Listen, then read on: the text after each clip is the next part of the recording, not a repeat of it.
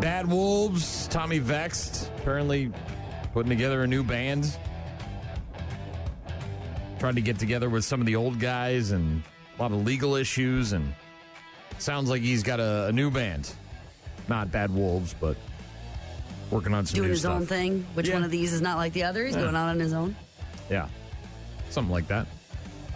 Gorgeous weather today and pretty much the rest of this week until Sunday, when we might see some showers and thunderstorms throughout the area. Yeah, possibly even less windy today. It was so windy yesterday afternoon, and I guess the winds will pick up a little bit later on, but perhaps a more mild evening in that regard. Very windy But yesterday. spring has sprung, right? That's what we're talking about. Well, you don't have to, at least for now, the rest of this week, you shouldn't have to worry about 80s. bringing anything in at night. See 80s or for the covering weekend. it up when it comes to the colder temperatures during the overnights. Should be good, which is good because I don't particularly want to be bringing all my baskets into the garage every time it gets a little chilly. So many kids and teachers that are out trying to enjoy the last part of the school year, and graduates getting ready, and all of those things happening. Mm-hmm. So the weather is cooperating with those efforts for sure. We've got, of course, bad news, happy music to get to later on. It is One Gotta Go Wednesday. We'll do that a bit later on as well. A new online threat that you might have to watch out for. We'll talk about that. We've got AI, lots of AI stuff. A couple of very interesting commencement speeches, speaking of kids and graduating and school and all that stuff. Let you know what's on TV, all that. Got one to attend this weekend, as a matter of fact. Yeah, you're going to Graduation. Madtown, right? Yeah, Edgewood. Are you going to get together with Grant? College. Are you going to try to see him? No. No? I'm busy. We go in and out? In and out, kind of, yeah. All But, right. graduation for us for one of our. What's the post-graduation party situation? There's a top floor of a bar kind of thing with some nachos and Is that drinks and the bar's doing it, or the school's doing it, or the parent is doing it? Parents doing it. Okay. The family's doing it. But Bam. it's at a bar, and coworkers and students and friends and Is this where colleagues she and works? stuff. Is this where? No. Oh, okay. No. All right. Cool. Nachos Nachos, cake, the usual. go together like lamb and tuna fish. Rockmornings.com if you need something. We already got a text from Mark who said, "Good morning, Brian and Gene. Today is my birthday. Can you play me some Offspring?" We can, and we will. Happy birthday, Mark. Big one for me coming up on Friday. All the plans coming together. Live music, Pat McCurdy and good friends of mine in the Weathered Pigs. They play like 90s alternative rock. I haven't seen them in a hot minute. I know it's been a while, so I'm excited for that. I got to drive down to New Albany tomorrow and pick up my meat tray from Josh, my guy at the City Meat Market. He's putting together a massive meat tray. Put that out. Going to have some wings. Thanks to my guy Travis over at GECU hooking me up with that. Live music, goodwill, birthday Got a wishes, that kind of stuff. free keg of Oktoberfest beer. Open windows, probably, right? And the Open window, windows. yeah, they got a big garage door thing right behind Open. the stage, and that's probably going to be open, so that live tunage is going to be pouring out into the street. Love that. And then hopefully I'll be home by 10:30, 11 o'clock and in bed. That's exactly how it should be. Yeah. So, yeah, looking forward to it. Thank you, Mark, for the request. Appreciate it. Good to hear from you. Go to our website, rockmornings.com, for all of our contact info. Download the two apps as well if you want to get in touch with us. 95.7 The Rock and 92.9 The X. And, let us know what you're up to. You can submit voicemails, pictures, videos right there on the apps. Rock Mornings with Brian and Gene on your rock station. So the Canvas hack is over? They paid the money? Is that the deal? I didn't hear that they played. I knew that they had returned to normal functioning after a couple days, but Data stolen, or data, whichever you prefer, in a cyber attack shutting down an education platform used by universities and K-12 schools across the United States has now been returned to the platform's parent company, Instructure. Canvas, popular cloud-based digital hub for classrooms, more than 30 million active users globally, more than 8,000 institutions as customers, with a ransom note signed by a hacking group appearing on the homepage of Canvas sites for large public school systems and top universities. The hacking group Shiny Hunters claimed to have breached the platform's parent company. Screenshot from May 12th.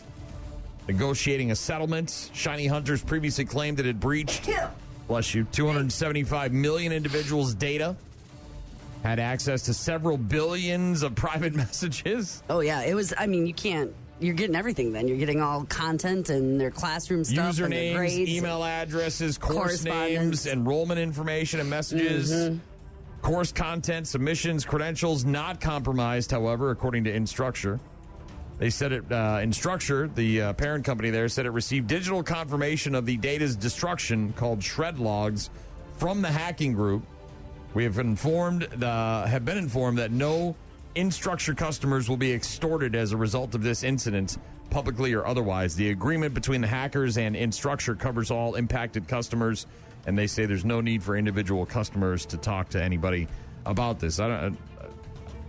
So does the FBI get involved now? I think the FBI was. They were mobilizing resources in a number of states. This is when this happened last week anyway, the FBI was. And then Canvas was back fully online and available for use. This was like Friday of last week, I think. Yeah. Universities and school districts throughout the country at that time reported, obviously, that their pages were back up and running. Some schools, a lot of them, had extended deadlines and changed final schedules because of it. I mean, kids had,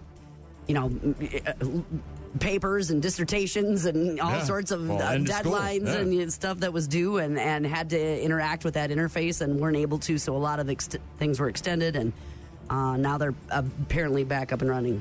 In America, the hantavirus cruise ship people are in Omaha, Nebraska, being sequestered. Some type of contamination unit. Meanwhile, in France, a French woman infected with the deadly hantavirus is critically ill, being treated with an artificial lung. I don't hear about those being used too often. Doctor at a Paris hospital caring for the sickened passenger said earlier this week the outbreak has now reached 11 total reported cases, 9 of which have been confirmed. 3 people on the cruise died, including a Dutch couple. Health officials believe they were the first people exposed to the virus, patients 0, while they were visiting South America. French passenger hospitalized in Paris has a severe form of the disease that has caused life-threatening lung and heart problems. Woman is on life support, pumping blood through an artificial lung, providing it with oxygen and returning it to the body. The hope is that the device relieves enough pressure on the lungs and heart to give them some time to recover. They call it the final stage of supportive care. Yeah. That's not good. No, it wreaks havoc on a percentage of people's respiratory systems that encounter it. And they're obviously still tracking all these people, governments in different countries here in America as well. The man who ended up in the engine of that Frontier Airlines plane in Denver has been identified, and they did confirm that it was a suicide. Officials identifying the guy who walked in front of an LA-bound Frontier airplane takeoff, fatally struck by its engine, burst into flames upon impact. Michael Mott was the guy's name. He was 41, died from multiple blunt force injuries in the collision on the Denver International Airport runway last Friday night. Manner of death was ruled a suicide. Officials have not recovered a note, however. Mott, by the way, had been arrested 20 times in the state of Colorado on suspicion of violent felonies, including attempted murder, domestic violence, and assault. Most recently, he was arrested on suspicion of trespassing, damaging property, and resisting arrest in Colorado Springs. So no big loss to the world with a guy like that in an airplane engine. So F him.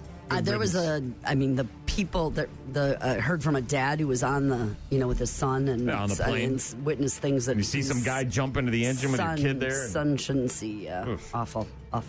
Was there like a couple deaths in the sports world yesterday?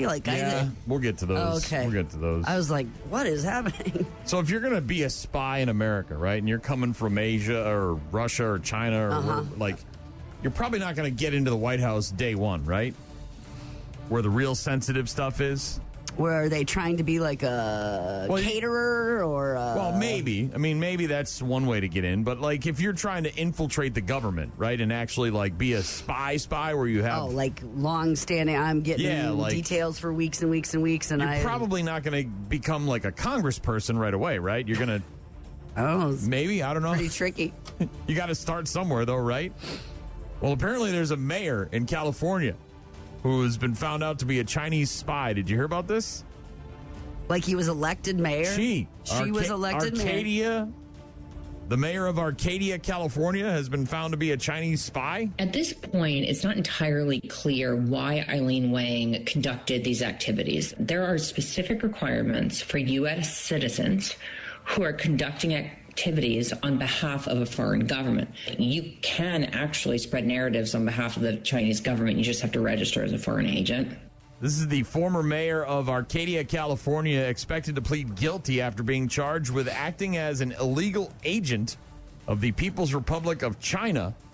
Eileen Wang, elected as the Arcadia City Council member in November of 2022, reaching a plea deal with the federal government after she was accused of doing the bidding for the Chinese government via a news website. Yeah. She, along with a guy from Chino Hills, a guy named Mike Sun, allegedly worked at the direction of the People's Republic of China-operated U.S. News Center, a website that supposedly was a news source for local Chinese-American community people members between 2020 and 2022. The Department of Justice said that this guy and the former mayor there in Arcadia received directives from Chinese officials to post content that's favorable to the Chinese government and spread propaganda on behalf of the People's Republic of China. Okay, so she's been arrested and gonna face some time in jail, I'm guessing, right? Besides apologizing for your mistakes, you're going to jail. Wang resigning. 10 years in prison. She resigned from the city council and vacated the position of mayor earlier this week. As part of the plea agreement, she admitted to working for the Chinese government on U.S. soil and not notifying the U.S. government. Her lawyer releasing a statement. Not quite sure what's going to happen here with her. It sounds like she probably is going to get expected to plead guilty in the coming weeks. After making her initial court appearance, she could serve a statutory maximum sentence of 10 years in federal prison. Yeah, about 13 miles northeast of downtown Los Angeles is this community that you're referencing. You got spies and that's so weird. Posting propaganda on what's and last but not least, some sad news out of the world of entertainment as the guy who played Ogre in Revenge of the Nerds, Donald Gibb, passing away at the age of 71. He was obviously best known as playing Ogre in a couple of the Revenge of the Nerds movies. Obviously, he was also in several other movies, including Bloodsport back in the day with Jean-Claude Van Damme, the muscles from Brussels. Anytime, any place, anywhere, if you ever need me, I'll be there. Yeah. Donald Gibb, 71. And his son Travis sharing with TMZ that his dad died on Tuesday night due to ongoing health complications. Travis saying that his dad died in his home in Texas, surrounded by family who loved him deeply. Apparently had ongoing health issues leading to his death. Family asking for prayers and privacy during this difficult time. Donald Gibb, Ogre from the Nerds. Dead at the age of 71. Sad. It's Rock Mornings with Brian and Gene. We've got, as you mentioned, some more dead people in sports. We'll talk about them in a few. Rock Mornings with Brian and Gene. Find them online at rockmornings.com. The Brewers back at it after a night off. Started a 3-game series against the Padres at home. They've won 4 in a row, and now they've won 5 in a row. Runner goes, Merrill, ground ball, second base. Terang on 2 hops. Ball game over. 5 straight wins for the Brewers. 6-4 the final. They take the opener of the series with the Padres. Brewers are playing some really good baseball as of late. Good team win right there for the crew. Yeah, 6-4 final score over the Padres. Same 2 teams tonight. 6:40 first pitch as the Brewers take on San Diego. NBA last night. We saw it tonight. A big first quarter, 18.6 rebounds. Wembanyama ends with a double-double, 27 and 17. It was a Spurs night, and they're 1 win from the Western Conference Finals. Spurs over the T-Wolves, 126-97. They take a 3-2 series lead. Tonight in the NBA, you've got Cleveland at Detroit. That game tips off at 7 p.m. on ESPN. Game 5 of that series, by the way, it's tied up at 2 games apiece. Over in the NHL last night, Buffalo tied up their series with the Canadiens at 2-2 thanks to a 3-2 win. And in overtime... Couldn't make contact. Eichel has it. Eichel looking across the barbershop. Deflection.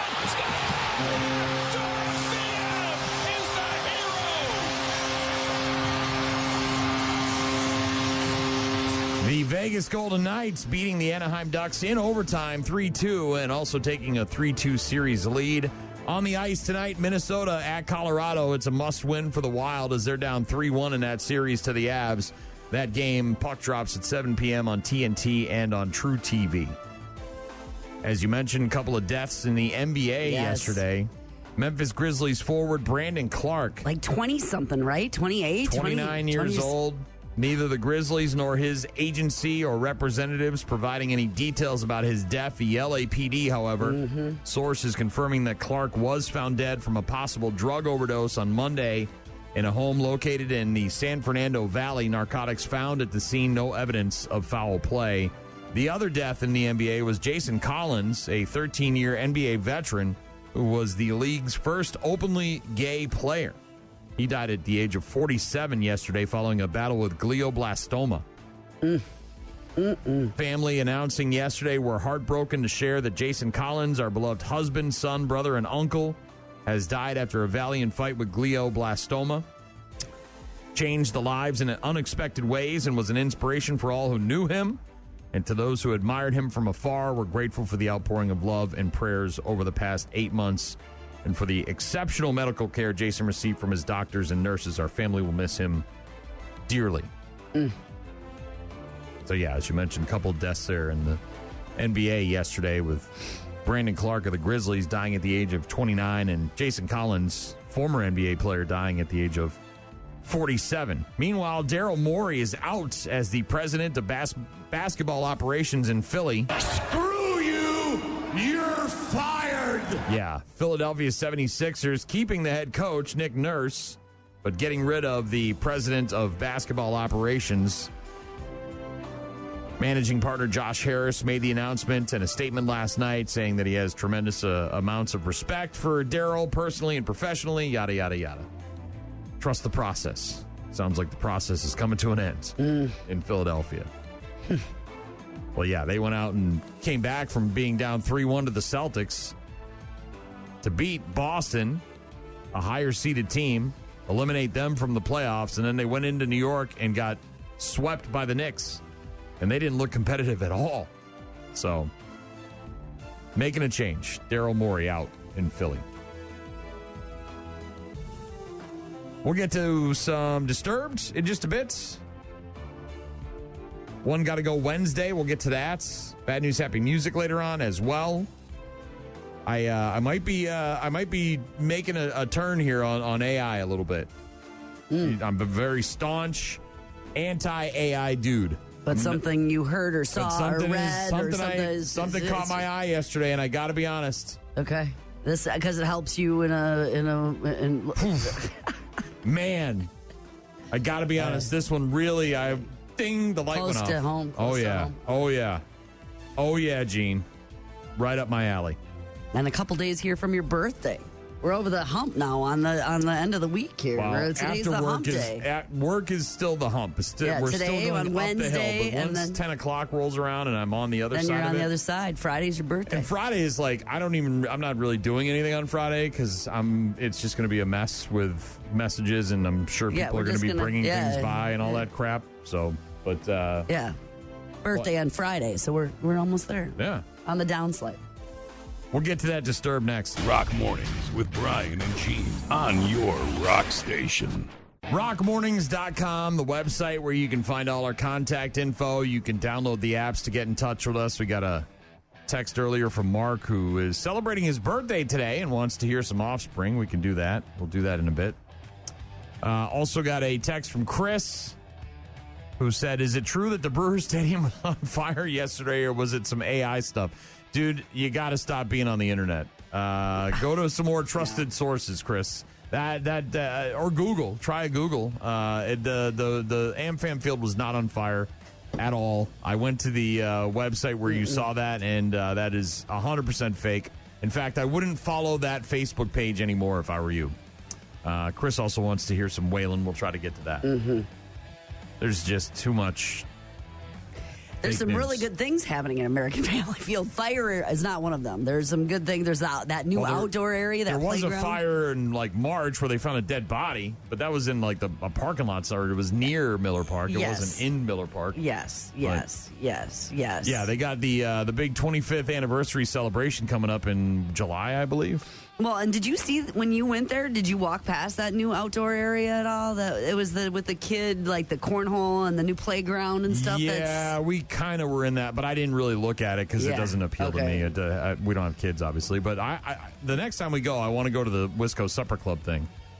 Mm-hmm. Have you seen that? Mm-hmm. So they got a whole supper club vibe thing going on over there. Plus, they have that little street meat little area there where you can go in different food trucks. And we were over there because the new Dubai chocolate strawberry ice cream thing that my wife wanted to try when we were at the game number 1. So it's the Supper Club pop-up. Yeah. I think they only do it on Fridays. City Connect Fridays to celebrate Wisconsin culture. So that's located on the field level if you're going, by the way. Menu featuring Supper Club fare like prime rib grilled cheese, walleye, and relish trays. Prime rib grilled cheese, baby. The Wisco Supper Club. NBA on NBC. 2 nights with the NBA playoffs continuing. The conference semifinals tip off at 6 p.m. on Peacock with the Pistons hosting the Cavaliers. You've got NHL action on ESPN as well with the Minnesota Wild and the Colorado Avalanche. Also on the Boob Tube tonight, another episode of Celebrity Jeopardy. This will be on ABC. Your celebrities tonight are Steven Weber, Kamau Bell, and Sean Gunn. Celebrity Jeopardy, 7 p.m. on ABC, the semifinals of Celebrity Jeopardy.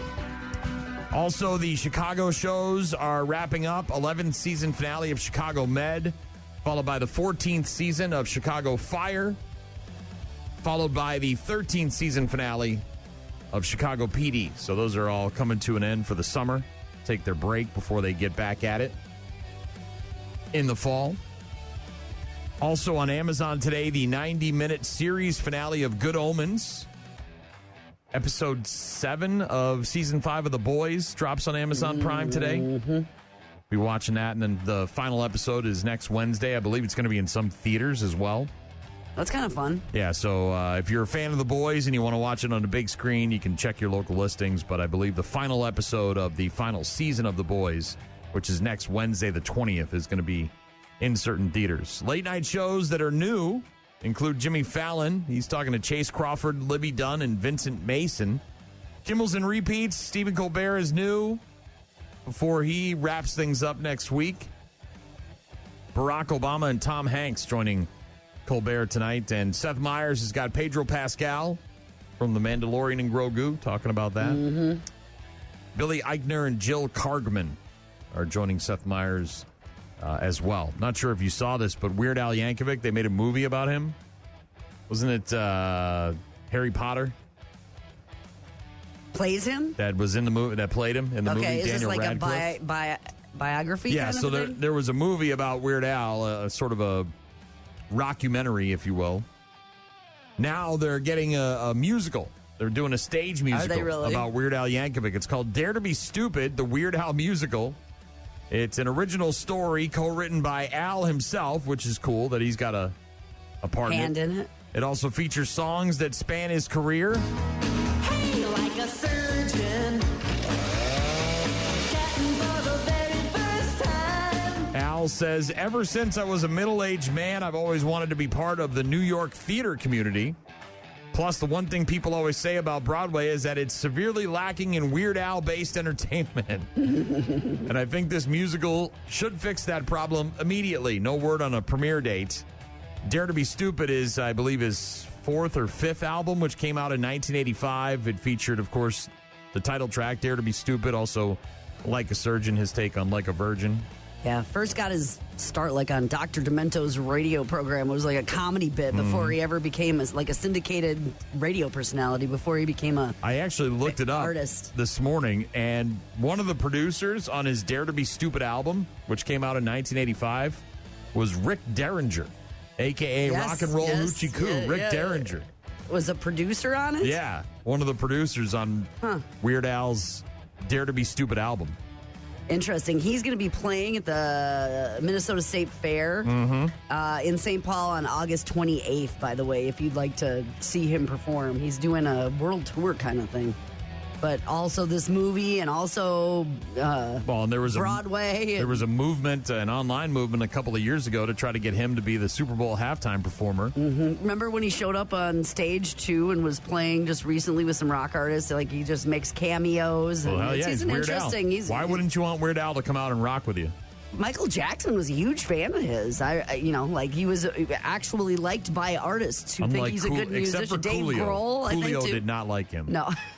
Didn't like No, you don't Amish think so. Paradise. No, he had a beef. You never heard about that? Oh, no, I do. Coolio had that a was problem. most one of his controversial songs, wasn't it?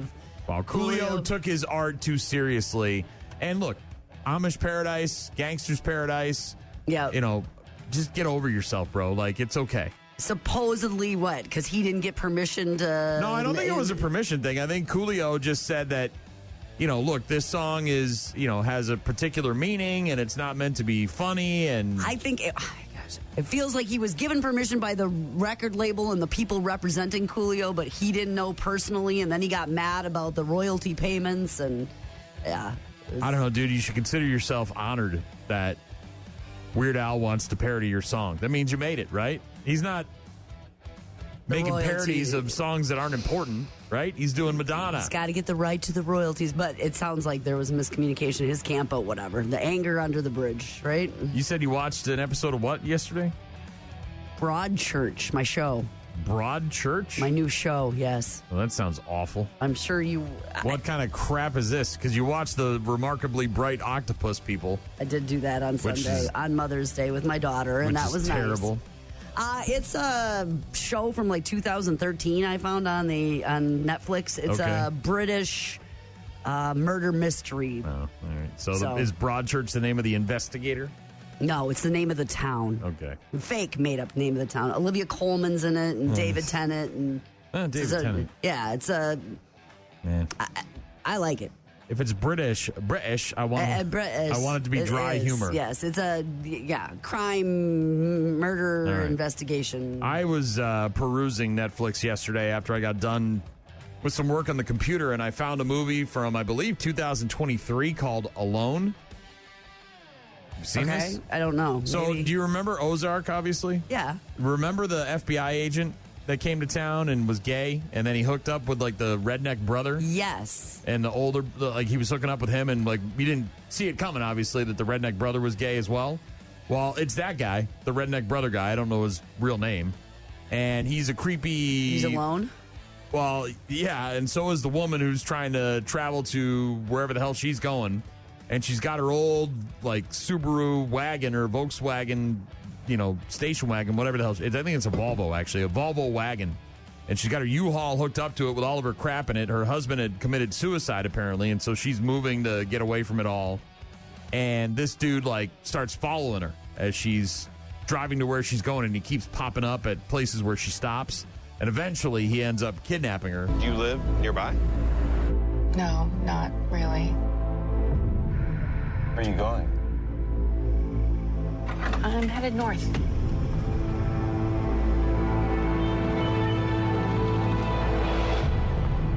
I'm sorry. I've got to go. It's just going to take a minute. I've got to go. I'm late for a meeting. I'm sorry. 911, what's your emergency? I think I'm being followed. I know you're close.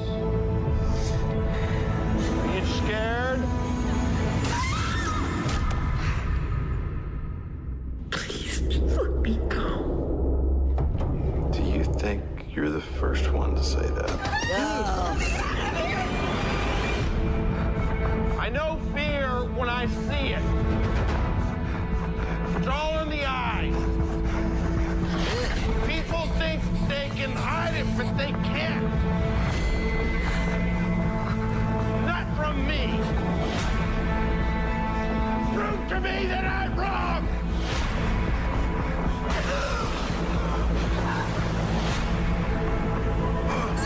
You hear me?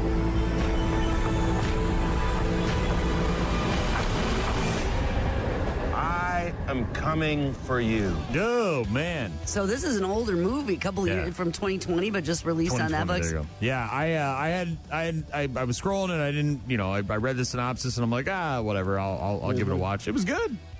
I give it 2 thumbs up. It was well worth the watch. It's about an hour and 40 minutes, and he is creepy, but not too creepy. That's all we need to know. Don't spoil. No spoilers. And and then she's gotta get away from him. Figure it out. Bear. Take the bear. This is another example of the women taking the bear. Yeah. Look, you don't want the bear, but compared to this guy, you'll take the bear. All day. Take the bear. Maybe you throw a shoe at the bear and you get a little bit lucky. Yeah. But good movie, actually. It's called Alone. It's on Netflix, and as Gene mentioned, I think from 2020. So it's Rock Mornings, Brian and Gene, and we'll get some requested offspring. We'll try to get to that Wayland as well. Rock Mornings with Brian and Gene. Find them online at rockmornings.com. Rock Mornings, Brian and Gene. Drag me. Got a email from Shannon. I loved Broadchurch. Gene, I hope you enjoy it. Grace Point was the American version. I wouldn't recommend looking that one up. Yeah, I'm halfway through season 2. How many seasons are there? 3, I believe. Broadchurch? Yeah, I like it. Yeah, I'm good. We're in the midst of season 1 of Married with Children. After we finished up Night Court, our in bed before sleeping show is Married with Children. Take you forever to get through this, won't it? I think there were 9 seasons. Season 1 is only 13 episodes, so I think it was obviously 20 minutes, 25 minutes. 22 minutes. There's no commercials, but we've been speeding through season 1. We're almost to the end of it. Funny to go back and. What's always funny to me is when you do these shows, you always see people that. Yeah, the actors and actresses that were on there, and you're like, oh my gosh, and how you're young. Like, oh my God, that was so-and-so from so-and-so. Yeah. A lot of that. Not so much in season 1 of Married with Children, because it was really just Al and Peggy and the neighbors, Marcy and her husband at the time, Steve, and then a little bit of the kids, and there was a couple of episodes where there might have been some other people, but for the most part, it was really just Al and Peggy. Somebody I was talking to was just telling me that they started watching Lonesome Dove. Remember that series? Oh my God. Was there like 30 seasons of that? But from like the late 80s, early 90s, and they were like, you won't believe the amount of people that came and went on that show and like how Seinfeld. Young they are. Seinfeld. Yeah, I mean, you watch. I've binge watched all the seasons of Seinfeld several times over the last couple of years, thanks to COVID. And I was flabbergasted by how many people were in cameos and made appearances and how young they were. Yeah, they made a book out of that Lonesome Dove too. Did you know that there was a book? Is that my joke? Are you stealing my joke? Stephen King says it's his favorite book of all time. Isn't that interesting? Good for him. Yeah, Western. You're going to a graduation? I am. Are you going to the actual ceremony or just to the party? I am. It's limited to the amount of people just because it's a smaller university. Which is why I asked, because I didn't. Normally, it's like immediate family, especially when you have a large graduation group, and then there's they can only get so many tickets. Right, can't have 8 people in there for every single family of someone that's graduating. But you're going to be there. Is there a guest speaker? Do you know? Oh, I'm sure that there is. I don't know who it is, but yeah, me, grandma, mom, and uncle are going to that, and then afterwards we're going to the party. But I'm sure there is a commencement, and probably 2. There's usually, the dean or whoever, the person that's president, dean, right, and then there might be there's a valedictorian, right, that makes a speech, and then occasionally they'll bring in like an alumni to do something, or maybe some sort of celebrity will come by and do something, someone that's associated with the school. But you don't know who it is? I don't know who it is. All right. I know that the University of Madison just had partial graduation last weekend. Okay, well, this is 2 very different commencement speeches that just happened. One of them, was in North Carolina at North Carolina State University's Wilson College of Textiles. Stunned when their commencement speaker basically said that the final year of student loans will be paid off in full thanks to... Oh, no way. You're kidding me. One of those speeches. I would like to provide a graduation gift. It is our intent to make Wilson collegeable for affordable for all, starting with this graduation class. It is my privilege to announce today that in honor of my father, my wife Marilyn and I are providing a graduation gift to cover all the final year educational loans incurred by the Wilson College graduates during the 25-26 academic year. You are kidding. Obviously, the students reacted with applause and cheering. The gift is from a businessman. His name is Anil Koshar, and his wife Marilyn. It was to honor his late father, who went to North Carolina State and studied textiles. And I'm sure that when this guy made his fortune, it was probably due in large part to his degree and his time and all that stuff. The gift, by the way, covers senior year loans for 176 undergraduate and 26 graduate students. 202 kids, their final year of loans all paid off due to this gift from this guy and his wife.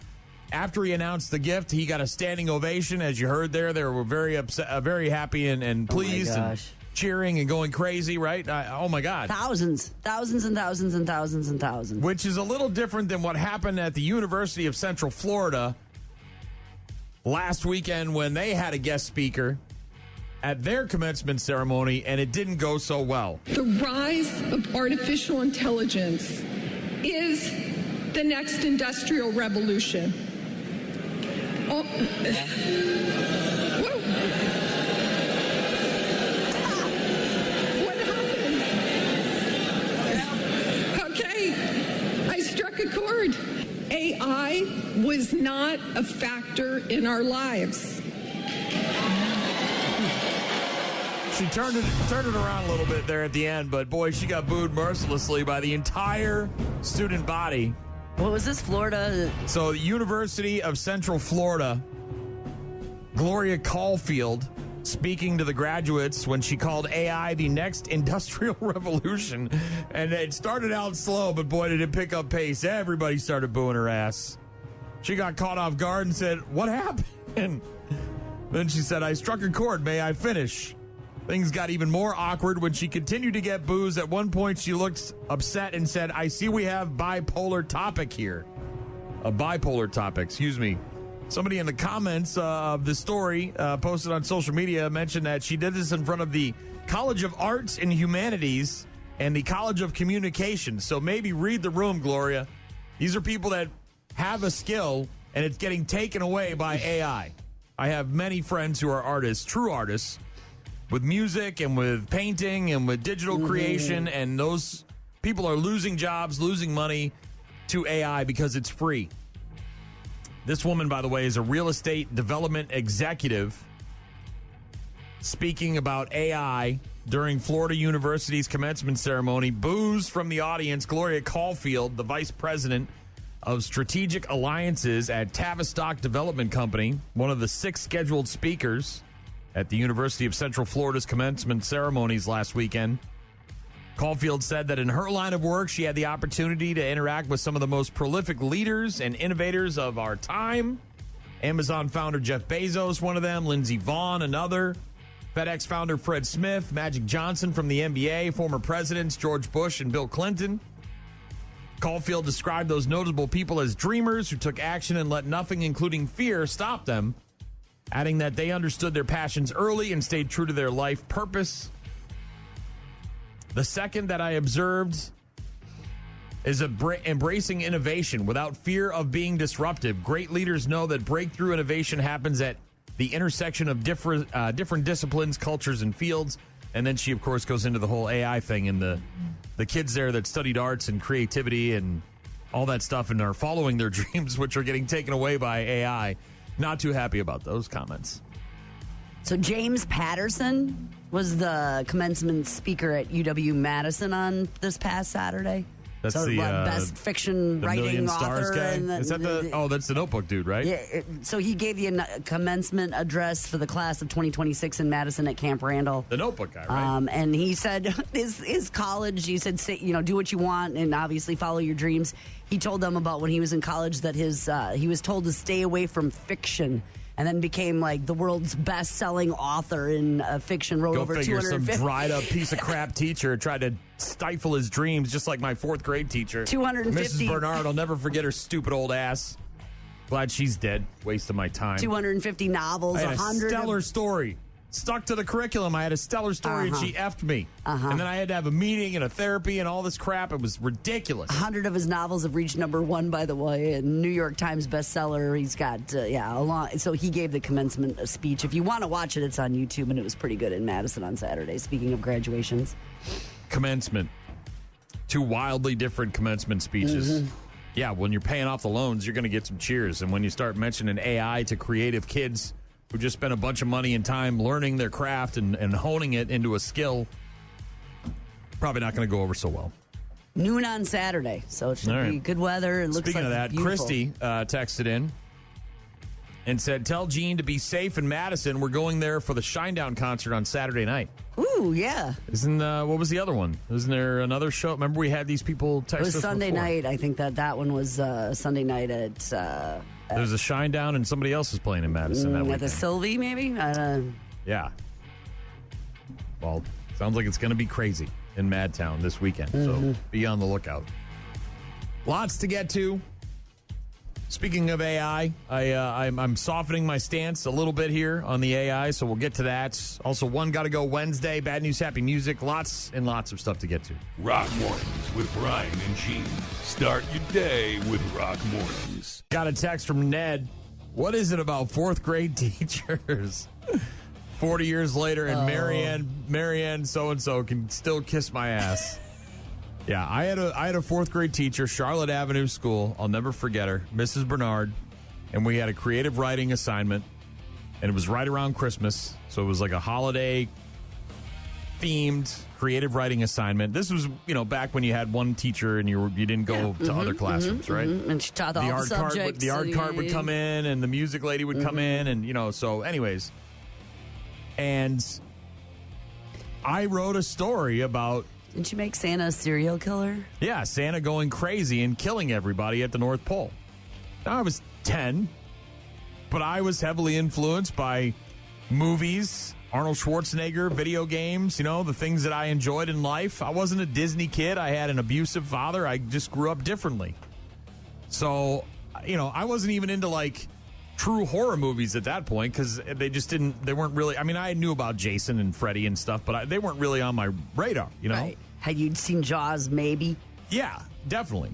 But then I got an F, and she called my parents, and they had to come in, and then I had to go and meet with the principal, and then they brought in. Make sure you're okay. They brought, dude, and it completely.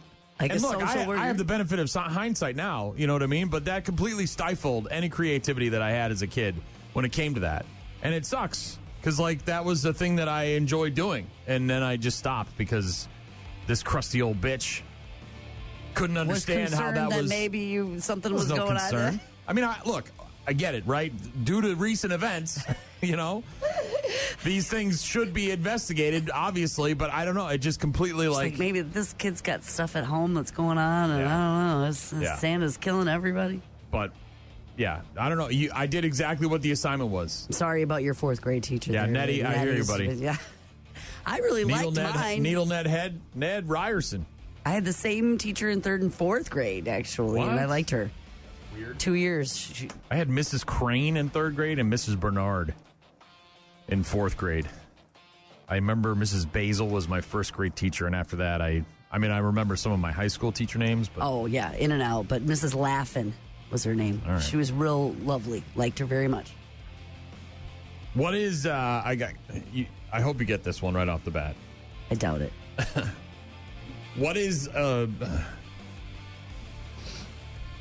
this would be me talking.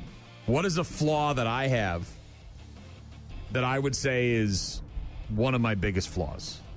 That I would say, not you. I'm sure you got a laundry list.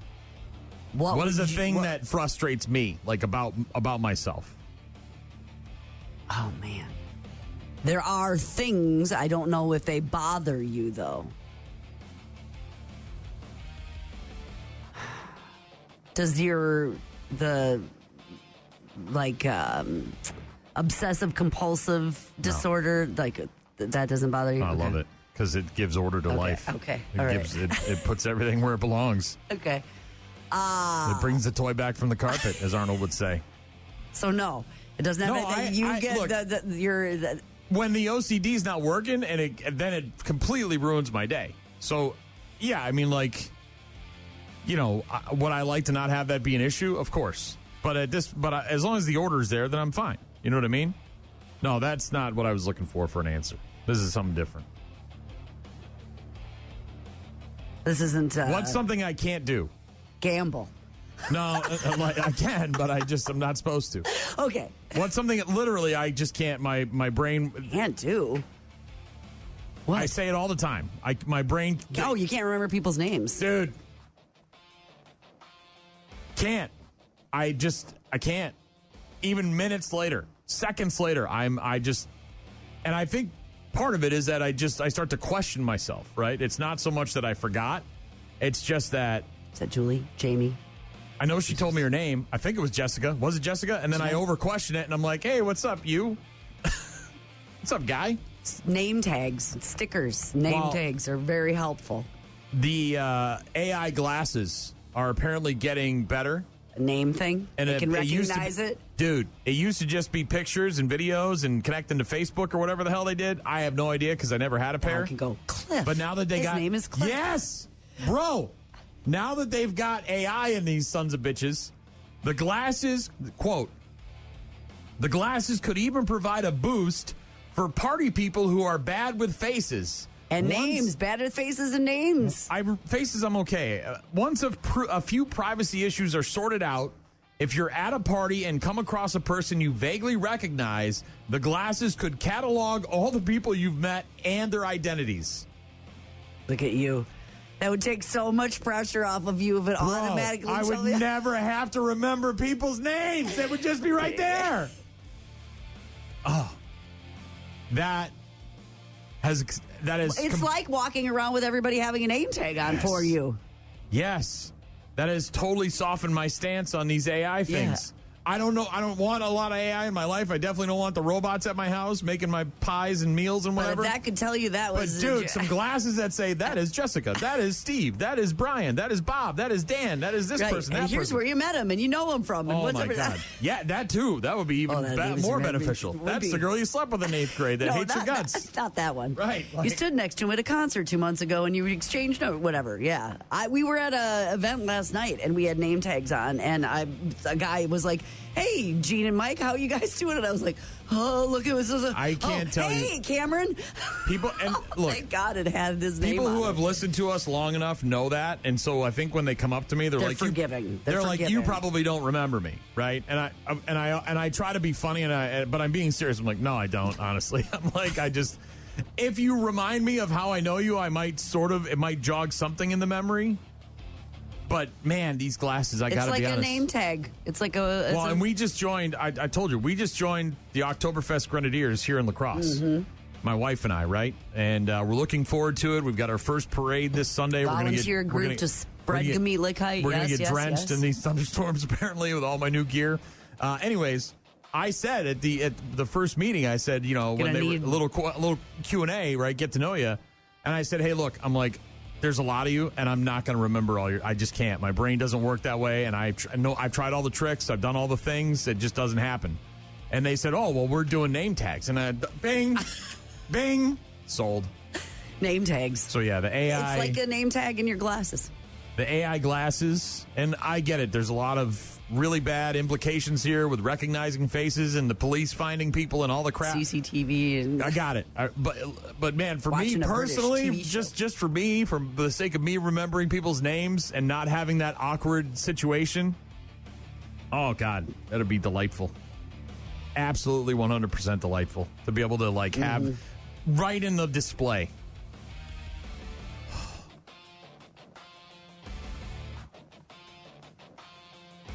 Man.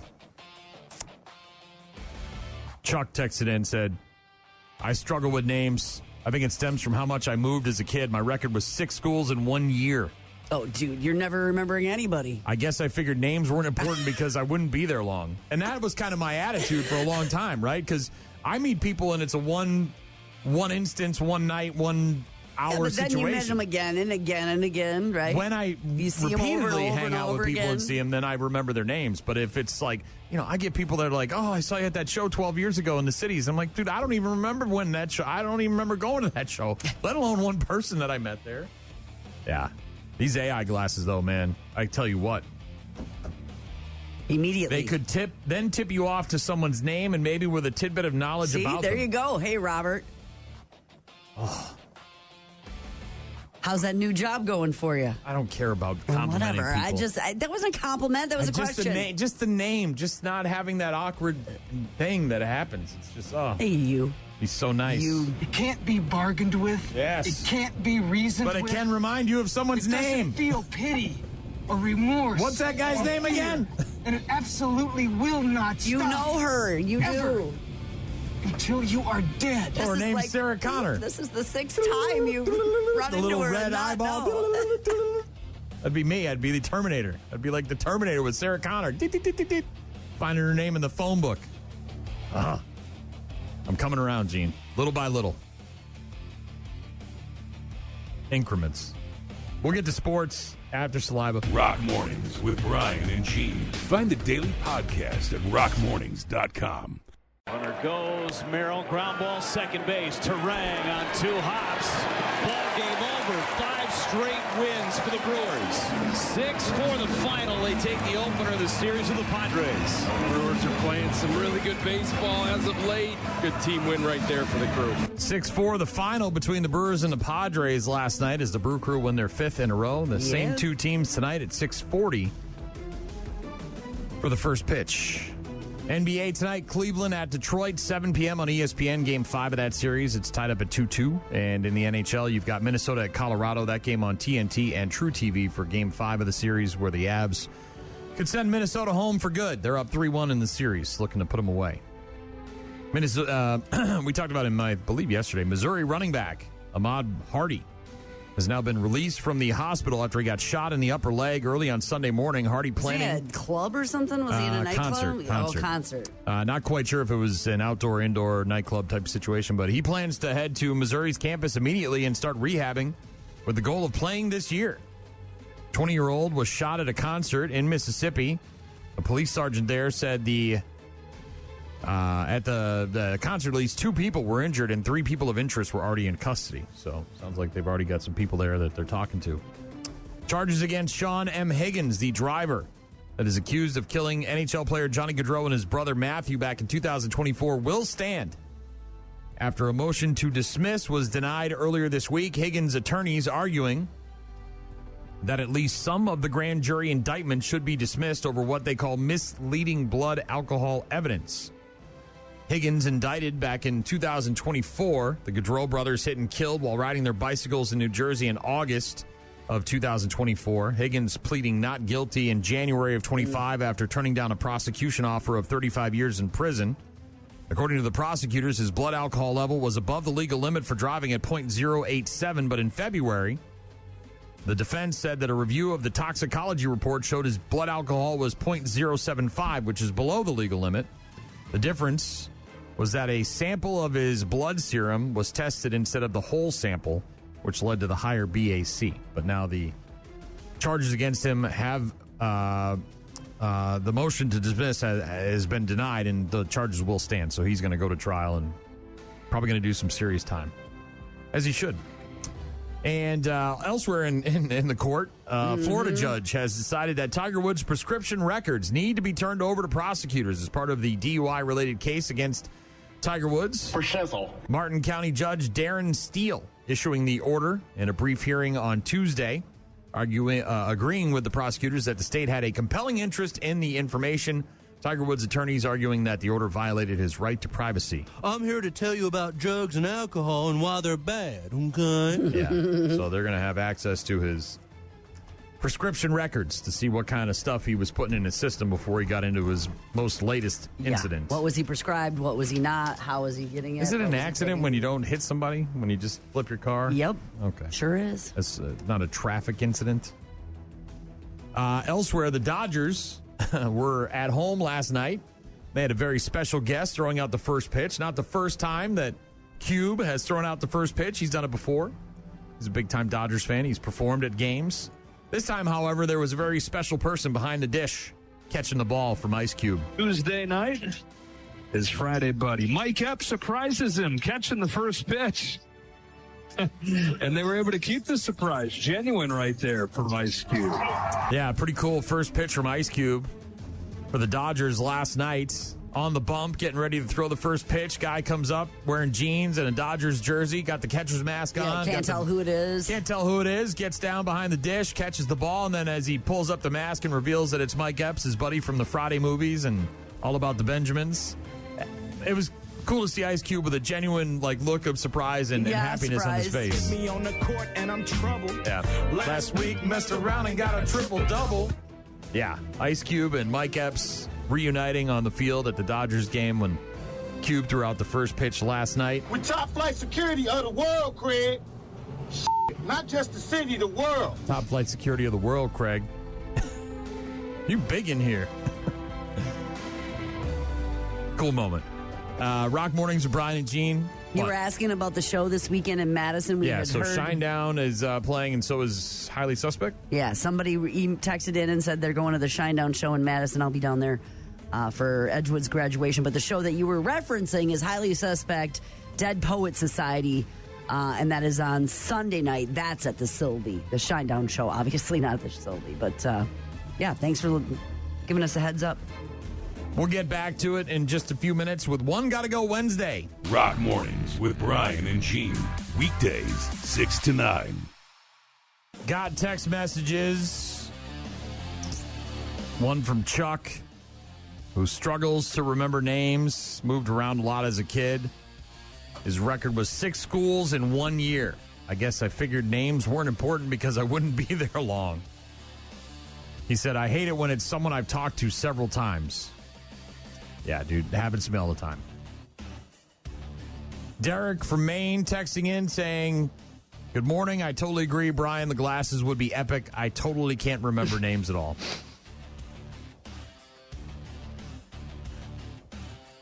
Also, got a text from Roxy from the 715 who said, with all the people you meet, no one should be offended if you don't remember their name.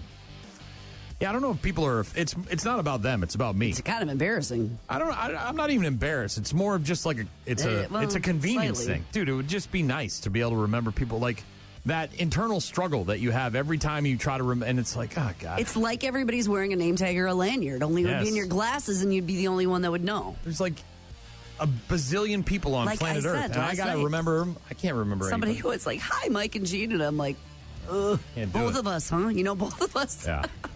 Wow. One Gotta Go Wednesday. We've done cultural food items. What else do we do? I'm hoping it's something nummy like that. What no, else? not food. That's not food. All right. We're doing iconic horror movie franchises. Okay, ones that have long series. So of this means 1, 2, the 3, 4, 5. entire catalog is gone. Okay. Right? Not just one movie, not just the one you don't like the most. Not just the character, but the entire universe for that character doesn't exist. This will probably be easier for me than music because that was based on who I thought needed to be important. Yeah, music we did what? AC/DC, Beatles, and this will be. Zeppelin, I can do and this one Metallica. personally without thinking of any of it. All right, so these are the big four, in my opinion, and I think most people would agree. The big four are of course Friday the 13th, Jason Voorhees and The Mask. The Hockey Mask, an iconic horror movie. And there's 27 of There's them. 8 million of them. He goes to space. Yeah, he gets frozen in time. There's just, So Friday the 13th, One Gotta Go Wednesday. The other one, of course, is the man of your dreams. Gotta have him. With the knives for fingers. Freddy Krueger, A Nightmare on Elm Street. There's been a bunch of these. They rebooted it. There was even a Jason and Freddy crossover at one point, but another icon of the horror movie genre. Well, I know who's coming up next. That would be, of course, Freddy Krueger and the Nightmare on Elm Street movies. Next up, The guy in the other mask. Yeah, gotta have That him. kind of started it all.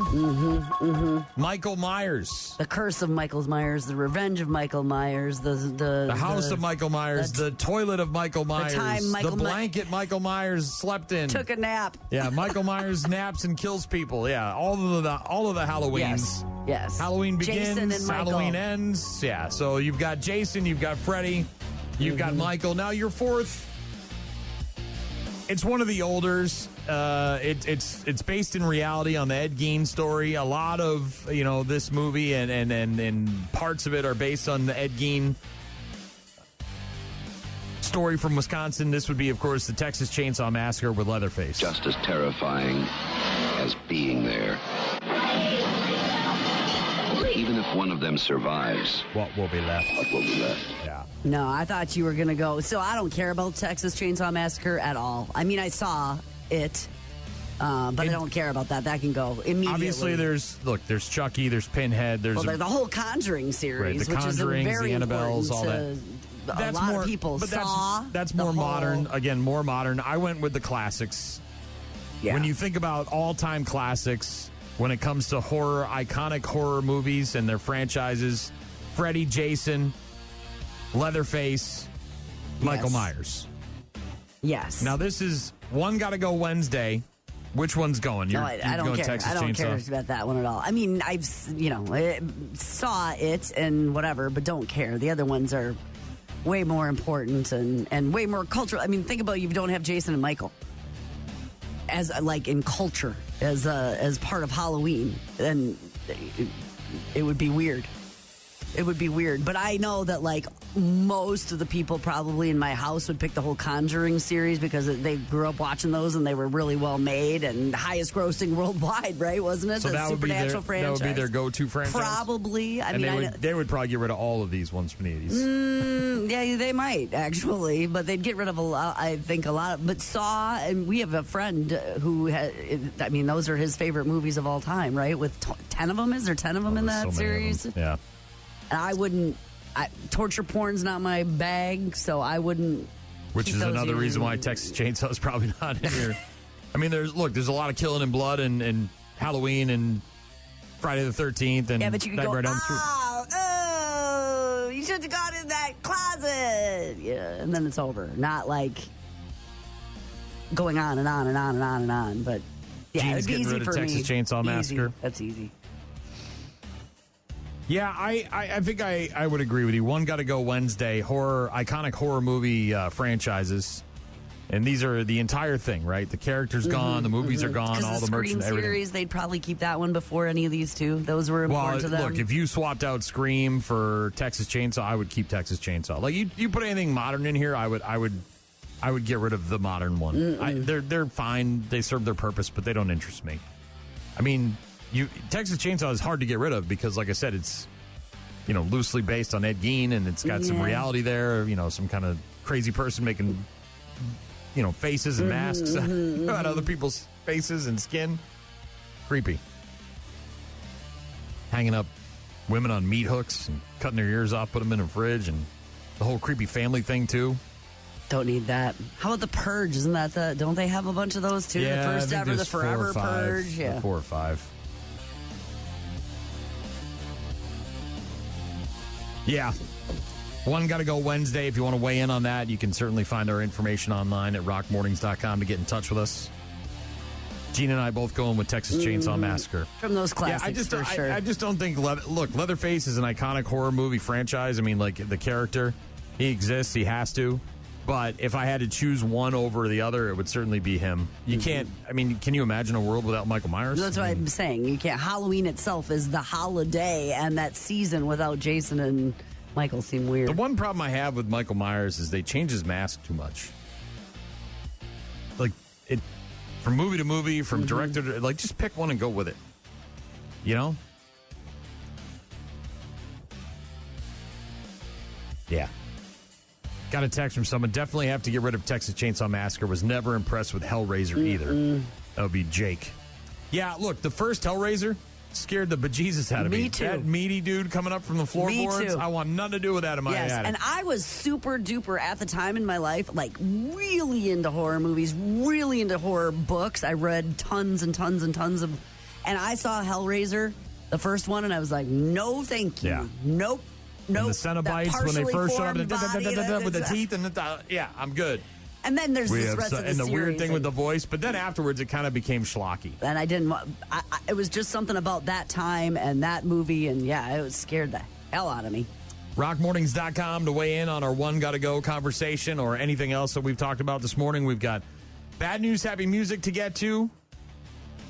All sorts of other stuff yet, so don't go anywhere. Rock Mornings with Brian and Gene. Find them online at rockmornings.com. Got a message on Facebook from another Brian who said, isn't the Hallmark Channel movies for girls that like movies? Again, Gene, a very bad representative for her species. She just is not good for the gender when it comes to asking questions that represent all girls or most girls. As we like to say around here, she's outdoor as most girls are indoor. It's the Sisterhood of the Traveling Pants. That's the name of it. Well, and there's a Tomato Pants in there, too, or Tomato Movie. There's fried green tomatoes, but that isn't... I don't even know what the hell those movies are about. Jamie texted in and said, it's my birthday today. I'm 36, though. Not exactly celebrating like I used to. LOL, Jamie from Winona. Thanks, Jamie. Happy birthday. Good day for it. What a beautiful day. It's been a good day to have a little cocktail on the patio. Halfway through the work week. Let us know where you're working. Rockmornings.com. Let us know where you're working. Doc texted in and said, don't women have that Tu Wong Fu movie? Doc. Isn't that the one with the cross-dressers and Patrick Swayze and John Leguizamo? Mean Girls, is that on the list? Probably. Clueless, I don't know. Legally Blonde. Roxy said it could be 120 degrees at Arlington and you'd still give you goosebumps. Oh, it is. It is a sight to be seen. And you need to plan ahead if you want to see the changing of the guard because it's only a few times a day and it's hourly, but you got to make plans to be there in advance. Dale in Prairie du Chien said, good morning, Brian and Gene. If you can't remember a girl's name, just default to Mulva. Have a great day, you two. I do that. That's a me joke. A joke thing. Yeah. Right? Dolores.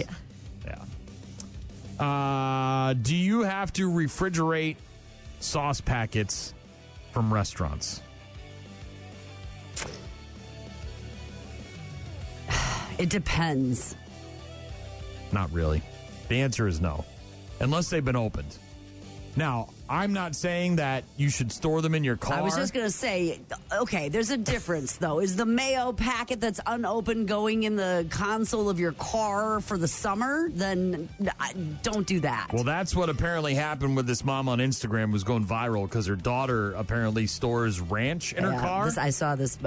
She wanted ranch. She went up to her car to get it. She's like, never mind, I got some car ranch. And her mom's like, what the hell are you talking about? They didn't have any ranch in the fridge, and she said, I got this. We were having dinner, and my 17-year-old daughter says to me, there's no ranch. And I said, I'm sorry, I guess we're out of ranch. So she says, hold on. And she gets up and she walks out of the house and she walks right back in. And she goes, I just remembered I have car ranch. When I go to Chick-fil-A, I just get extra packets of ranch and I just keep them in my car. I said, how long has that ranch been in your car? She's like, I don't know, months. You can't just eat ranch that's been sitting in a vehicle. We live in Florida. That is a recipe for explosive diarrhea. She goes, it's fine. Open that up, dunk, eat. Car ranch. I was impressed with the car ranch part. Having the ranch in the car? Like getting extra, I'll take some Chick-fil-A sauce and take a ketchup, she hot sauce, obviously loves whatever. ranch so much that she wants to have extra. it. I keep that bleep on me. You know what I mean? But garlic ranch blast me now? But I don't think that, you can't just keep in your car, like I was saying to you. You know what I mean? You get some soy sauce, sure. Some hot sauce, whatever. But where do you draw the line with the sauce? Because hot sauce and soy sauce, you assume heat, cold, they stay the same. Well, I'm thinking but is it because there's mayonnaise? Yeah, well, or for sure. Or a there's mayonnaise, a cream product, a cream product in there? Some sort of dairy-ish product that is not supposed to be... I don't even know if I'd want... What about mustard? I don't even know if I'd want ketchup and mustard that have exposed... I don't know, man. They barely even have food in them. They're like just chemicals. They're not even really food. Cold Winter ranch, maybe? Winter Summer ranch? No. Yeah, no, I don't, The mom on Instagram going viral explaining how she found out about Car Ranch. Her 17-year-old daughter. That. Horrified because they didn't have any ranch left over in the fridge for their meal, whatever they were eating, and said, I got this. I got ranch in my car. I love your product, man. I love your product. Daughter says, I'll be right back. Goes out to the car. I think it's a room temperature thing, right? Like, those packets are expected to be kept, like, in the restaurant where you're grabbing them at a room temperature thing, which probably means they're very storable at that temperature. Here's another example. Similar to the Car Ranch. But you can't move the temperature up and down. Similar to the Car Ranch. You go to a hotel. You go to the breakfast buffet. The creamer. Almost always in the little cups, right? The individual servings. Those are never refrigerated. No, because those can be kept at room temperature. How is that any different than Car Ranch? Like I just said, I think Car Ranch is probably fine if it's designed to be kept at room temperature. The problem is it varies greatly in a car. Maybe it fits in your purse, and your purse is always going with you, so you're always like in places that are. But you can't just put it in like a 90-degree car and leave it. It's not intended for that. Not intended for that. Car Ranch. Would you leave a big tube of it out there, like an actual like a bottle? Yeah. No, like if I went to the grocery store and it fell out of the bag and it spent more than an hour in the car in the summer in the heat, it would just be garbage. Really? How many? You're going 1 hour is your limit? Well, am I in the shade? What's the temperature? Am I in the garage? But like if I'm in the actual heat of the sun and it's summer, then yes, it's going in the garbage. That cash could really get me out of a couple of jams. Yeah. Car Ranch is the thing, according to a 17-year-old girl in Florida. Has no problem. Shelf stable, room temperature stable. Once it's up and down and up and down. I always question the creamer. That one bothers me. Kept at room temperature. Yeah, it can. It just feels not a good sitch. Hidden Valley Ranch not just for salads anymore. No, it's for cars. It's for cars. There's a Hidden Valley Ranch party in my mouth. All right.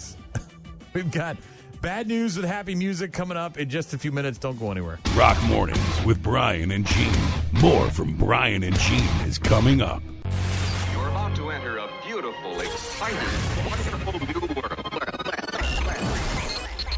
A cockroach living in your nostril. Now that's just nasty. Add in some haven't pooped for 30 days. Poop is raining from the ceilings. Poop. And sprinkle in some hashtag Florida Man for flavor. Florida man. Florida man. Florida man. Florida man. Florida man. Florida man. Florida man quits his Burger King job, steals all of their chicken nuggets. It's bad news. Bad news. With happy music. Let's rock. Why do you go to an all-you-can-eat buffet? What's the purpose of it? Well, there's a couple different ones, but if you're asking me, it would be to try a little bit of a lot of different things without having to commit. For the normal human being, it's because they generally have a wide selection yes, lots of food. Different things that I can try. Right. Have. Especially we go to like a Chinese food buffet, right? There's a bazillion, a little bit of everything. Little dumpling, some American stuff, some Asian food, or Americanized version of Chinese, whatever, right? You go to like a pizza place, like Pizza Ranch or whatever, and they've got a million different pizzas, right? You want one slice of this, you don't want to pay the, right? The other reason is because you want to eat a ton of food. You want to eat a ton of food. And you're a person that likes to eat a lot of food, and it costs a lot of money to eat a lot of food, unless you go to a buffet. And you're eating one meal, maybe you're horking it down at lunch, and then you're good for the day. If that's your goal, if the second one is your option, right, that you just want to consume as much food as possible for as little money as possible, what's the point of consuming that much food if you're just going to hork it all up later? Well, did they know they were going to hork it up? No, but apparently it's become such a problem that an all-you-can-eat buffet restaurant in Spain has had to institute a new policy. Have you heard about this? No, where there's a limit to how much you can actually eat. Because I could see that. An all-you-can-eat restaurant in Spain implementing a vomit fee to prevent greedy patrons from overeating. He started screaming at me. You're gone now. You're here for an hour. Sushi Toro, a restaurant in Spain's Sevilla region, getting a lot of attention because of its decision to charge people extra if they end up vomiting on the premises due to overheating. Apparently, the restaurant has seen many incidents of people yakking up their food because they overate, and they've decided to do something about it. Quote, if a client throws up as a result of having eaten too much, the restaurant reserves the right to charge them an extra fee to cover the damages. Man, that has to be such a... Boy, how many times does that have to happen for it to become a problem? That is such a weird... Like, that has to be such an issue, and then that's how you sat around and resolved that. I could honestly see, like, an all-you-could-eat buffet with a time limit or a plate limit. Like, you can only take 10 plates of food. Or time limit-wise, okay, you can get the 2, 3, 4 plates, whatever it is. You can't just sit around for 2 hours after that and then wait till you're hungry again. The Spanish restaurant explaining that the growing number of vomiting incidents affects other diners, Yeah, service, I'm sure, management, and hygiene in the restaurant. So they basically had no other choice but to implement the vomiting fee. How many people are throwing up? Unclear how many greedy patrons have had to pay the fee. But the buffet is somewhere around $20, $28, depending on the day of the week and the time of the day. That's pretty affordable, by the way.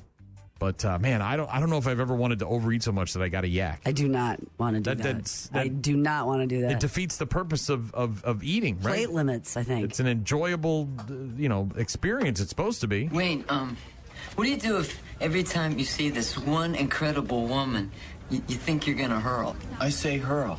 If you blow chunks and she comes back, she's yours. If you spew and she bolts, it was never meant to be. At the fast food or at the buffet restaurant. Now, if you accidentally overindulge, right? Maybe you just thought your eyes were bigger than your stomach, which has happened. That last short rib. Yeah. They should have done that last short rib. They got to institute a vomit fee for people who yak up their dinner. Too much chocolate pudding. Boot and rally, right? Make some room for more. Ooh. What's the purpose of robbing a bank? To get money. Right. Now, if you were to rob a bank, would you disguise yourself? Yes. Maybe cover your face? Uh-huh. One of those nylons where it pushes your face all up like Ski mask, maybe? Wear some sort of dark clothing? Nixon. Cover up. I saw a movie with they were all Nixon. Yeah, it was called Point Break. Nixons. Starred Patrick Swayze. Yeah. Utah, give me 2. What about some dark clothing, maybe some gloves, cover up your tattoos, any sort of noticeable body fingerprints, stuff like that? Yeah. Santa Rosa woman. How about an inflatable? That'd be kind of fun. Accused of walking into a local Chase bank on Tuesday morning, handing a threatening letter to a teller, and leaving with an unknown amount of cash. She was arrested 1 hour later. You know why she was arrested 1 hour later? She went to the same bank? No, she was rocking the blue hair and the leopard print sweater and was highly noticeable. So she kept on her disguise. Not only did she... No, she wasn't wearing a disguise. That's her go out... Oh, that's her going out outfit? Yes.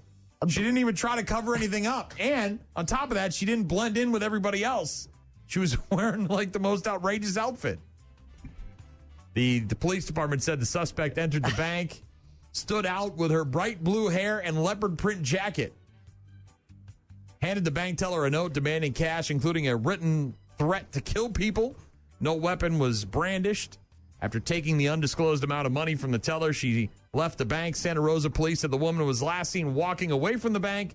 Not immediately clear if she left the area on foot or in a vehicle. Police said the suspect's unique description helped a patrol officer locate her within an hour.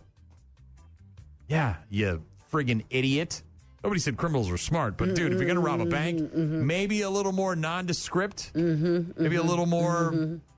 Easy to find her. Way could pick her out of a crowd. Yeah. Everybody be cool, this is a robbery!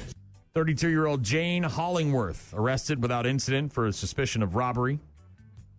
Swift apprehension of the suspect highlights the vigilance, initiative, and coordinated response of the officers, yada, yada, yada. Yada, yada, yada. Not to mention the fact that this dumb bitch was rocking blue hair and a leopard print sweater while she was robbing a bank. Dude, at least put on a ski mask. I mean, something. Come on. What are you doing here? I've seen some scary accidents in my time on motorcycles, but I've never seen a motorcycle hanging from a light pole. Did you see this thing? How'd it get up so high in the air? It must have bounced. I don't know. Did you see it? Go ahead and give it a Google. Motorcycle light pole. You can't believe it's that high. The motorcyclist, by the way, seriously injured. Obviously, things didn't go so well for this person. But this is in British Columbia. And a crash there, leaving a bike suspended from a traffic light pole. How high do you think those things are? 20 feet? 25 feet in the air? Oh, yeah, that's, yeah. Motorcyclist sustaining serious but non-life-threatening injuries. Car's driver was unharmed. Authorities have not yet shared exactly how the motorcycle ended up in the air or how it became stuck on the traffic light pole. It's right over the first wheel, like right underneath so that. It's almost like if you took the bike and you hung it up like a shirt over the pole there. So it got hit by one of these cars, it looks like, and then flew up there? Yeah, according to police in British Columbia there, just about 3 in the afternoon on Saturday, reports of a crash between a car and a motorcycle. As a result of the collision, the motorcycle became suspended from a traffic signal above the intersection. Sharing pictures and statements on Facebook. Our crews worked throughout the incident to assist with patient care, scene safety, and later the safe removal of the motorcycle from the traffic light. But yeah, this thing somehow bounced off this car and then flew and hung. Flew and got 20 clipped. feet in the air and then got clipped on the light pole. Something you don't see every day. Last but not least, bad news with happy music. We're going to travel to Alabama. Is this where their math and English scores are testing better than California and New York? I did not hear about that, but that doesn't surprise me. They're very proud. They should be, too. It doesn't surprise me when they're too worried about things that aren't school in California and New York. Math and how about you worry about teaching the kids instead of all your little side projects, all your little quests that you're trying to do. All right? Teach the kids math. So Alabama, best New York and California in student test scores and recent advanced placement scores in both math, science, and English. Yeah, they're not teaching that stuff anymore. They're trying to give you too much literature on all sorts of other things. Look, man, do that on your own time. With their cousins, they're studying, and they did well. They do a lot of that in Alabama, too. No, a woman in Alabama shot and killed her husband because... Why did she shoot and kill her husband? Because she was sleeping with her cousin. No, it's a lot simpler than that. He brought the dog into the bed. No. It's probably more of a culmination of all the things because it's very generic as opposed to specific. Oh. He was annoying her. He sees her. He doesn't have time to turn away from her. Blasts her in the rear end. Maybe he blasted her in the rear end one too many times. Like snoring, like coughing, like talking loud, like not listening. I think like something he was... taking the last beer out of the fridge. I think he was needling her about something in particular, and she had enough. She got fed up with him. Sherry Mitchell Klutz, 65 years old, calling 911 to report that she had shot her husband of 15 years, Timothy Klutz, telling dispatchers she had felt threatened and was bothered by him. When officers got there, they found Timothy dead in his recliner from a single gunshot wound to the chest. This poor guy was watching his sports. She showed up and said, "Not on my watch. You're annoying me and I don't feel safe." She was taken into custody, charged with domestic violence-related murder. Her demeanor seemed obviously upset from what little interaction I had with her at the scene, but you never know what's going through someone's mind, said the officer. During an interview, she told investigators her husband had undergone open-heart surgery just 2 weeks earlier. Holy cow. And was still recovering. Revealed that her husband kept coming into her room and irritating her, so she grabbed a handgun and waited for the next time he returned. When he never did, she then went looking for him and fired a shot into his chest after finding him in his recliner. Handgun later recovered by deputies. Good. Bad. I'm the guy with the gun. So this guy, obviously recovering from open-heart surgery, which... it's probably a lot. Yeah, it is. Probably complaining. Yes, my dad had, and he just... I know somebody very close to me who couldn't taste potato salad. All sorts of problems, man. all sorts of issues. And this woman had had enough. She had reached her limit and said, no more of this. And shot him in the chest and killed his ass. Anyway, I started blasting. She did start blasting. Right in their living room, in his chair. Man, oh man. Watching Matlock. 15 years of marital bliss come to an end because this guy went and got open heart surgery. He's on the mend. He's at home. He's probably asking for a Sprite or a Starry. She's bringing him 7-Up and ginger ale. And he's like, what the hell is this? And the next thing you know, we got a murderer. Maybe you need to hire some help, some nurse care for a little bit. Give yourself a little break. Oofta. Brutal. Happily ever after. Right? Not so much. Not in Alabama, at least. Call. Hello? Email. I tried emailing you. Text. So many ways to check in with us. Check. We rely on you guys for traffic updates, requests, and all sorts of other stuff. Check this out. Rockmornings.com to get in touch with us. You can also download the apps and get in touch with us through the apps. We got an email from Shannon earlier, said, I love Broadchurch. Gene, I hope you enjoy it. I do like it very much. She also said that Grace Point was the American version. Wouldn't recommend looking that one up. I'm good with what I'm watching, yeah. You're happy with the Broadchurch? It's really good. I like it very much. A British detective series? Yeah, and the whole first series, or the whole first episode, season, thank you, is the investigation of one murder. And so far, the whole second season is the trial of that murder. So you don't find out who was guilty till the end. It's good. Who shot JR? Got a text from James. He said, wouldn't Dirty Dancing be a woman's movie? James working at Mikan in Caledonia. Sure, yeah. Thank you very much. Yep. Nobody puts baby in a corner. Is that about female empowerment? It's just a good movie. I don't know if it's like... It's got dancing. It's got Patrick Swayze. It's got an abortion in it, right? It's like stuff that women deal with. I don't know. I told you, I'm not probably... Is there a movie about getting your period? What is it? Judy Blume? What's the Judy Blume books? There you go. Are you there? God is me. I'm over here, Margaret. Christy said, tell Gene to be safe in Madison this weekend. We're going there for Shinedown on Saturday night. Christy and her friends apparently have meet and greets. So congratulations. Ooh, nicely done. Yeah, going to be down there for graduation of my godchild, and I'll be watching out for you guys having fun. Roxy texting in several times said, with all the people you meet, no one should be offended if you don't remember their name.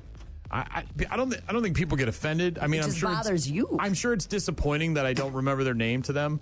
But it's more of a hindrance to me. It would just make my life a lot easier if I said, "Hey, Gary," and I didn't have to go through the whole rigmarole of like, "Sorry, I don't remember your name," and then they have to tell me why I know them, and then I have to feel awkward. And the AI glasses. Jamie from Winona turning 36 today. Not exactly celebrating like I used to. It's okay to get up on the horse once in a while. It's okay. You got lots of time to party hardy. Wait till you turn 50. That's not till Friday. You're still 49. Yeah, I'm sure. Got a lot of time left here. Doc texting in said, how you do? Don't women have that Tu Wong Fu movie? I don't know, Doc. Doc, what are you doing? I'll see you Friday night at the party, Doc. Somebody else earlier, we were talking about One Gotta Go Wednesday. Para Jake said, definitely got to get rid of Texas Chainsaw Massacre. Dale and Prairie du Chien said, if you forget a woman's name, just default to Mulva. Did that for a while. I have a friend. It's a joke. Steve with an interesting text said, Brian, please rewrite your Killer Santa book. I think all of the listeners would love to hear it. It wasn't a book, was it? It was just a story. It was like it was an essay. You don't have it anywhere, do you? I wish I did. I did find some interesting paperwork about some arrests that I had when I was a kid that I totally forgot about. And when you cleaned out your mom's? When my mom died, I found this like folder full of, and my mom kept this stuff like of all the things to keep. Like, oh, there's Brian's arrest records. All right, yeah. Thanks. He says it'll probably be way better now. I doubt it. I've lost the spark. I've been killed by life. Life has drowned out any sort of creativity also that I have. Yep. wrote and illustrated a book full of poems and then read them in front of the class and got mocked horribly when I was young. Oh, my God, you dork. I'm glad you told me that at the end of the show. I got to write that down. I did. And then speaking of the whole thing that was creative, yes. And then I expected to find it when we cleaned out my mom's house. I really did think she kept it because I had worked so hard on it and I was so proud of it. And then I got mocked so bad. I never, ever created like that again. Wow. And I really did think I was going to find it when we cleaned out her house, but I didn't. All right. Thanks for all the texts and emails and whatnot. Have a good day.